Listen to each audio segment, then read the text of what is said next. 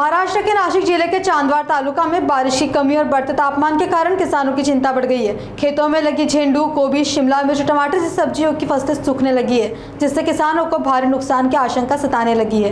फसलों को बचाने के लिए किसान खरीदे हुए पानी और सिंचाई के अन्य साधनों का सहारा ले रहे हैं। वही खरीफ सीजन की तैयारियां लगभग पूरी हो चुकी है, लेकिन बारिश नहीं होने से किसानों की मुश्किलें बढ़ती जा रही है। ऐसे में किसान नजरे आसमान पर टिकाए अच्छी बारिश का इंतजार कर रहे हैं। यदि जल्द बारिश नहीं हुई तो फसलों पर इसका गंभीर असर पड़ सकता है, जिससे किसान वर्ग में चिंता का माहौल बना हुआ है। तालुका चांदवड, जिल्हा नाशिक। आम्ही जवळजवळ दरवर्षीच मे महिन्याच्या सुरुवातीला तळ्याच्या पाण्यावर थोडं पाणी राहतं, साचून ठेवेल विहिरीत, तर त्याच्यावर झेंडू, गोबी, थोडं मिरची, टमाटे लावली आणि भरपूर लोकांनी लावले। पाऊस 7-8 जूनला 10 जूनला पडले अपेक्षानं, पण आता आम्हाला अशी चिंता झाली का पाऊस तर काही पडत नाही। आता हे पिकं सोडायची वेळ आली, सोडावंच लागणार आहे आणि सगळं काही होता आमच्याजवळ जो खर्च करायची ताकद ती संपली। पाणी कुठं टँकरनं भेटत नाही, नाशिक जिल्ह्यातच पाऊस नाही आहे। बाहेरचं काय असेल ते असेल, पण नाशिक जिल्ह्यात तरी पाऊस नाही आहे आणि आज पावसाची चिन्ह दिसत नाही। त्याच्यामुळे आता आम्हाला असं झालं होते ते पैसे या पिकाच्या याच्यात खर्च केले। तुमचं हे पीक करून किती दिवस झाले?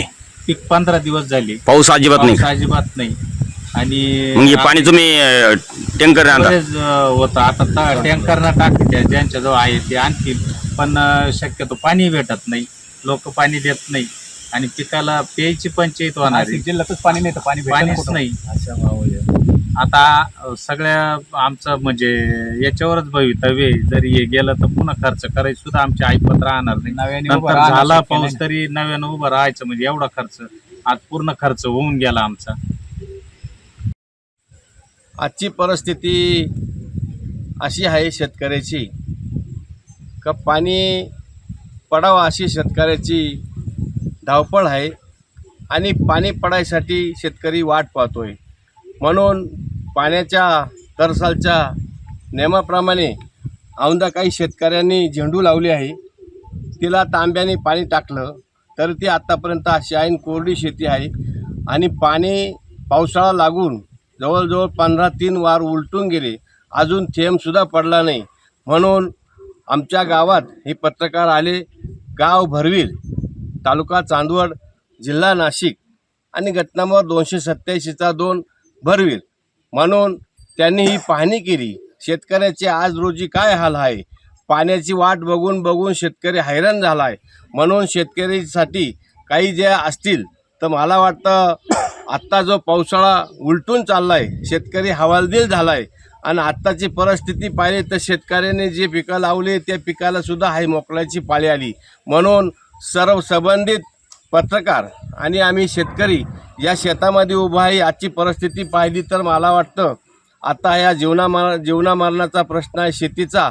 शेतकऱ्याच्या बाबतीमध्ये कधी सुलतानी संकट तर कधी आसमानी संकट, याला तोंड देत शेतकरी आतापर्यंत हवालदिल झाला आणि पाण्याची वाट पाहून तो थकला आहे। म्हणून शेतकऱ्याच्या बाबतीमध्ये यांना काय असं म्हणायचं आहे, त्यांनी तो वरून निसर्गाचा राजा पडत नाही आणि वर नुसतं ढगाळ आहे, पण आता चांदवड तालुक्यातच तर काय पण नाशिक जिल्ह्यात थेंबसुद्धा पडला नाही। म्हणून ह्या ज्या काही बातम्या आहे ती या खऱ्या शेतामधून आपल्याला प्रत्यक्षात ओरिजिनल पाहायला मिळतात। आजची परिस्थिती ही झाड सुकलेले आहे, या झाडाला थेंबर पाणी नाही, आम्ही कप 2-2 कप पाणी टाकतोय आणि झाडं जगवतोय आणि परिस्थितीनुसार आता पुढच्या हप्त्यात किंवा त्याच्या पुढच्या हप्त्यात किंवा आज पडेल किंवा उद्या पडेल या आशेने शेतकरी चिंतातूर झाला आहे।